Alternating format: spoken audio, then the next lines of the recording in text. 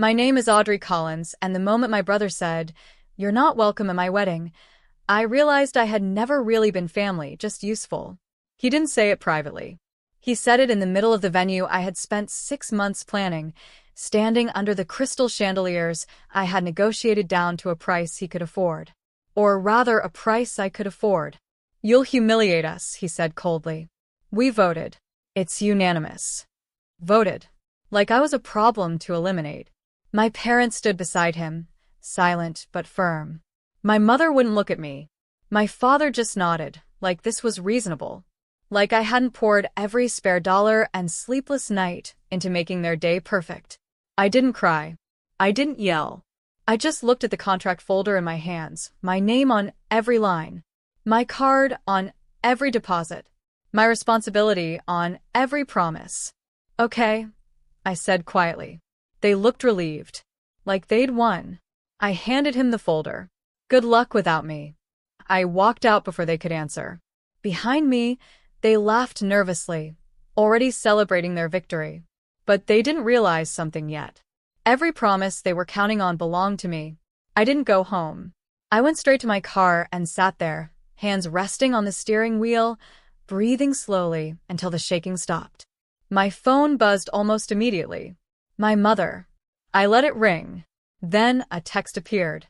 "Don't make this harder than it needs to be." Harder. Like I was the problem, not the person they had just erased after using me for months. I opened my laptop on the passenger seat and logged into the vendor portal. One by one, I opened each contract. Venue, catering, photography, music. Every single one listed me as the sole pair, the sole authorized contact. Not him. Not them. Me. My brother had assumed something dangerous. He assumed I would still protect him. I picked up my phone and made the first call. "Hi," I said calmly. "This is Audrey Collins. I need to remove myself from the contract effective immediately." There was a pause. "Are you sure?" the coordinator asked gently. I watched the venue entrance through my windshield, the place they thought they owned now. "Yes," I said. "I'm sure." She exhaled softly. "Understood." One confirmation email arrived. Then another. Then another. By the time I drove away, nothing about that wedding belonged to them anymore. They just didn't know it yet. It took 3 hours.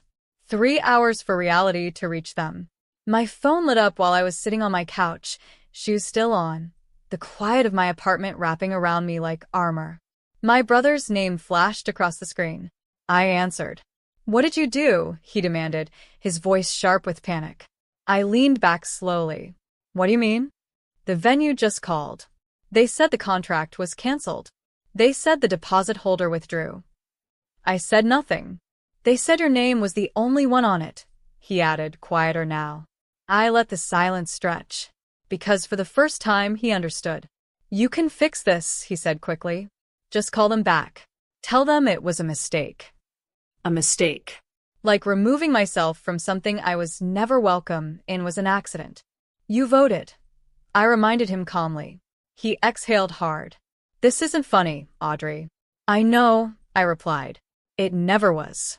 I hung up before he could say anything else. Minutes later, my mother called. Then my father. Then both of them again. I didn't answer. Because somewhere, in a venue they thought they controlled, the doors were quietly closing. And there was nothing they could do to stop it. By evening, the messages turned from angry to desperate. My mother left a voicemail first, her voice trembling. "Audrey, please. This isn't the time for pride. Your brother's wedding is in 2 days. Not your son hurt you. Not we were wrong. Just logistics." My father texted next. "You're embarrassing the family." I stared at the words for a long moment, remembering every meeting I attended alone. Every vendor call I handled while my brother focused on his future. Every late night I convinced myself their approval would finally mean something. My phone rang again. This time I answered. My brother didn't yell. He sounded smaller. "They're canceling everything," he said quietly. "The caterer, the photographer, all of it." I said nothing. "You knew this would happen." I looked around my apartment, the space I paid for, the life I built without their permission. Yes, I said. Silence. Then, almost pleading, why would you do this to me? I closed my eyes briefly. I didn't do anything to you, I replied. I stopped doing everything for you. He didn't respond, because deep down he knew the truth. This wasn't revenge. This was the absence of my sacrifice. And without it, everything was falling apart. The next morning, my father showed up at my door. He didn't knock gently. He knocked like he still believed he had authority here. When I opened it, he looked older than I remembered. Not weaker, just exposed. You've made your point, he said immediately. Now fix it. I leaned against the doorframe, calm. There is nothing to fix. His jaw tightened. Your brother is humiliated. Guests are calling. People are asking questions. I almost laughed. People ask questions when you voted me out too? I replied. He ignored that. We didn't think you'd actually cancel everything, he admitted. There it was. Not regret. Expectation. He had counted on me to remain predictable, to absorb the damage quietly. I told him good luck without me, I said. He exhaled slowly, realizing too late that I meant it. You're his sister, he said. I met his eyes. And I was his planner, his financier, his safety net. Silence stretched between us. For the first time in my life, he didn't have an argument. Because this wasn't about forgiveness. It was about consequence. And they were finally living inside one. He came back that night. Not my father. My brother. He stood outside my apartment door like he didn't recognize it, like he didn't recognize me. When I opened it, he didn't speak right away. His confidence was gone. His shoulders slightly hunched, his voice quieter than I had ever heard it. They're saying the venue is gone, he said. Booked by someone else. I nodded. They said the deposit holder released the date. He swallowed. You knew it would happen that fast. I didn't deny it, because I had signed the release myself. They won't give it back, he said. Not without full payment again. Money I don't have. For years, I had been his safety net. Every mistake cushioned. Every failure softened. Until now. You shouldn't have voted, I said simply. He closed his eyes. Mom said you'd calm down, he whispered. She said you'd never actually leave. That hurt more than anything. Not the rejection. The certainty. They never believed I had limits. He opened his eyes again. You're really not going to fix this? It wasn't a question. No, I replied. Because this wasn't about punishment.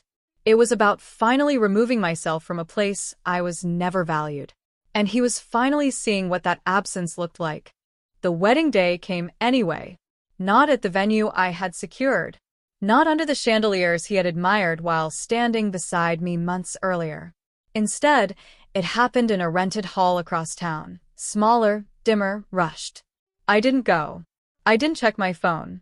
I didn't need to. Because by noon, the messages started arriving anyway. Guests complaining. Vendors missing. Decorations wrong. Nothing matching the image he had built in his head. Not because I sabotaged it. Because I wasn't there to hold it together. That evening, my mother called. I answered this time. She didn't yell. She just sounded tired. It wasn't the same, she admitted quietly. I didn't respond. He kept looking around, she added. Like something was missing. I stared at the window, watching my reflection instead of remembering theirs. Something was missing. Not money. Not planning. Me. For years, they believed my presence was optional. Now they understood it had been essential. But understanding doesn't undo choices. And some absences, once created, become permanent. A week later, an envelope arrived. No return address. Just my name in my mother's careful handwriting.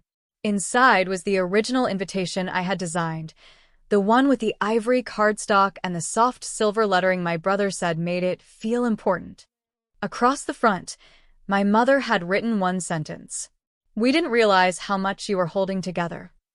I stared at it for a long time, not because it fixed anything, because it confirmed something I had already accepted. They never saw my value while they still had access to it. That evening, I walked through my apartment slowly. Every piece of furniture, every quiet corner, every decision belonged to me alone. No expectations. No silent votes about whether I deserved to exist in their plans. My phone buzzed once. A message from my brother. I'm sorry. I didn't reply. Not out of anger. Out of clarity. Because apologies don't erase the moment someone shows you exactly where you stand. They uninvited me from their lives thinking I would wait outside forever. Instead, I built a life where I was never waiting at all.